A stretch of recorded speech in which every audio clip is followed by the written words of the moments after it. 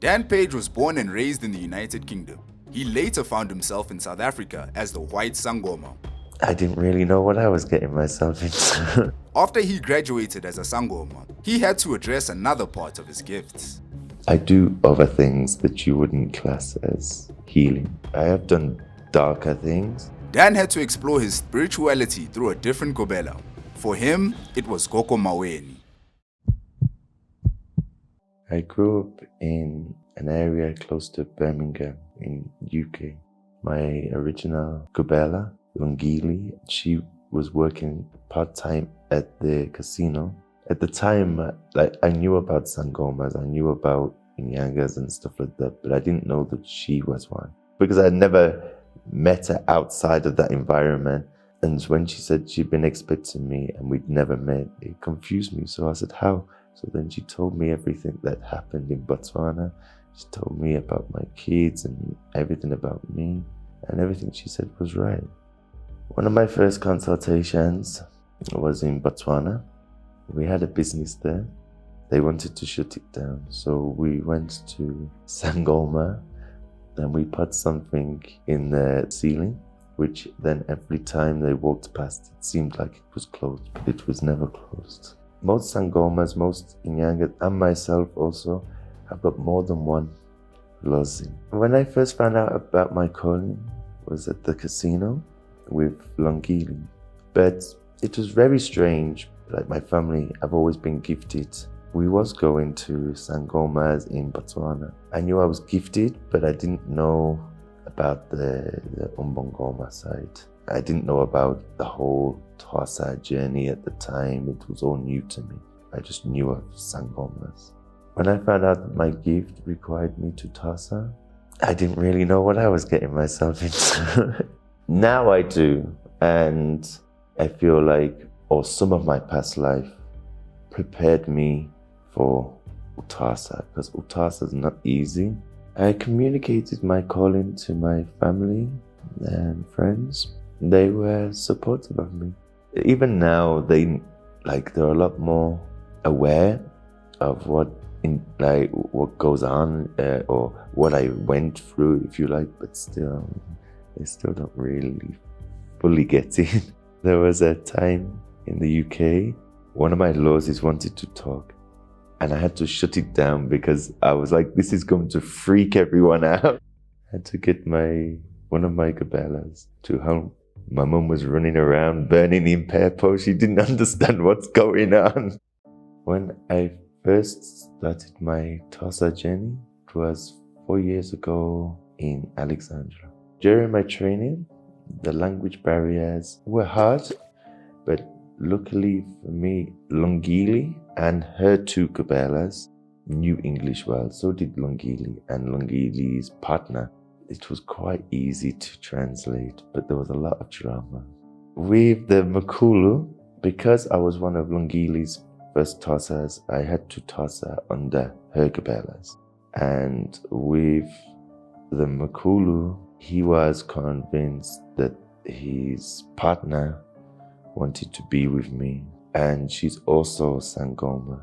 He couldn't speak English at the time, so now I have to keep asking the partner for translations, and then I'm unaware of the issues that they're having. So every time I talk to the partner, he gets angry and I'm confused. I don't know what's going on. Now I know, but I didn't then.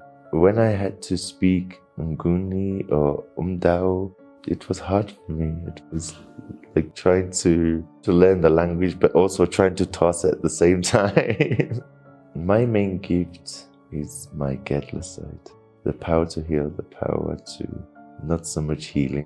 Gedla is the power to heal, the power to destroy. But I don't use it to destroy people.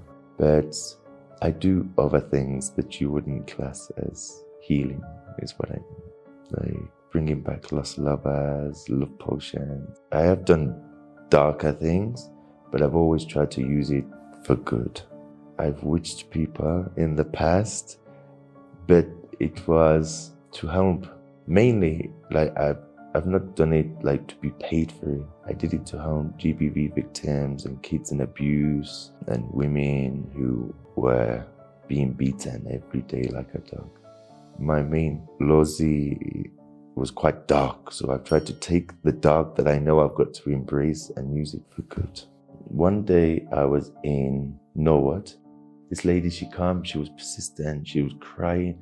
She was telling me that her son that was with her at the time at the restaurant, the father was using the wooden spoon to widen his own son's ass so that he could rape him. She asked me to do dark things to him, so I did them. He ended up having a car crash.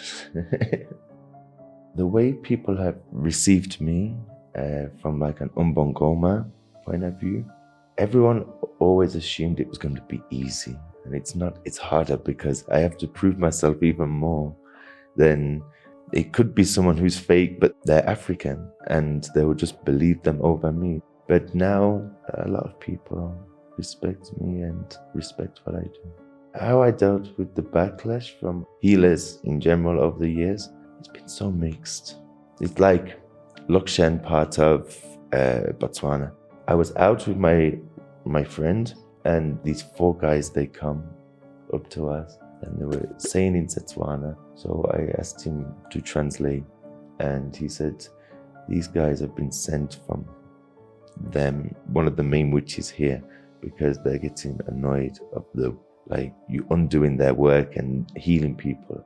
I just put them to sleep and then I wake them up and say, come, let's be friends. Before, I used to be like, I was fighting like semi-professional, but like mixed martial arts.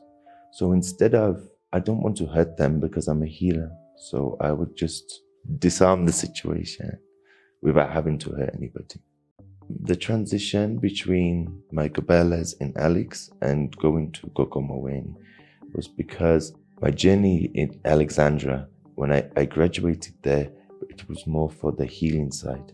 I needed someone to address the Gedla side, which was Gogo Maweni. I met Gogo Maweni at the start of my journey, and she was always supportive, her and Sabelo. We already had a close relationship. It was only maybe a year and a half later, it was her that kept coming into my dreams, and the rituals that were being done in the dreams were to do with Gedla. I don't have snakes. Those snakes that Maweni has, they are pets. If they were spiritual snakes, then how is everyone seeing them? My understanding why people want to twala. Everyone loves money too much.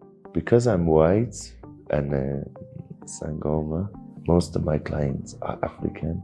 I will help whites and Indians, Chinese, but I try and avoid. It takes me 10 times longer to deal with that one client than to deal with 10 African people. Some things are hard to explain in English, so when, let's say, I have a white client, now I have to try and explain what the bones are saying to them and put those words in English, where at least with someone from South Africa, for example, even though I can't speak Zulu, I can explain what I can see in the bones, the parts that I do know in Zulu, which then the bones make sense. When trying to convert it all to English, it just doesn't give the same context. I do make a living outside of Muti and consultations. It's also like online businesses, but I've combined the spirituality side to it, because anything now that I try and do where it's not like incorporated, it just falls apart, or my life falls apart. So my take on people feeling like traditional healing is a cult. You believe that 2,000 years ago in Africa, there was a white guy called Jesus. Anything that's said in that book, you believe it. But that the scriptures and everything in the Bible was taken from the pyramids, which is from Africa. Then it was like changed to suit an agenda, which was then introduced to Africa the same year as slavery. It's not a cult, it's people waking up, in my opinion. I think my greatest lesson in Tutasa is it's not just about Sangoma things. It's about healing you also. You have to part of that journey is overcoming the things that have happened to you in the past and moving on and learning to let go.